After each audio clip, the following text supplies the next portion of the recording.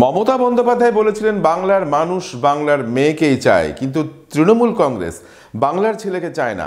বহরমপুর সহ বিভিন্ন জায়গায় তারকা প্রার্থী ঘোষণার পর তৃণমূলকে বিঁধলেন সিপিআইএম এর রাজ্য সম্পাদক Mohammad Selim. Enjoy the beats with DJ Mishti from Kolkata, now at Murshidabad's only discotheque Ignition at Golden Retreat, Baharampur Shilpo Taluke Golden Retreat, luxury 4-star hotel with upcoming club facility. Mamata Banerjee বলেছিলেন বাংলার মানুষ বাংলার মেয়েকেই চায়, কিন্তু তৃণমূল কংগ্রেস বাংলার ছেলেকে চায় না।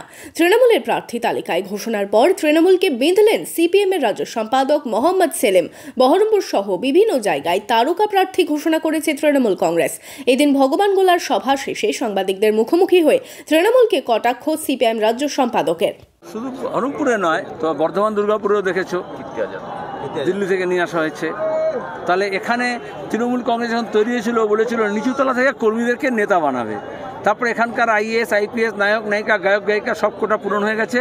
এবার তখন পাড়ি দিয়েছেন তিনি অন্য জায়গা থেকে, ভবিষ্যতে হলিউড থেকে নিয়ে আসবেন, আপাতত ধারে কাছ থেকে নিয়ে আসছেন।